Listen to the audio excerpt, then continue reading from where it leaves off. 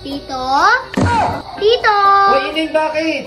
Tito, bibigay ko nga po pala to sa inyo. Uy, ano namang meron, Ining? Ito naman eh.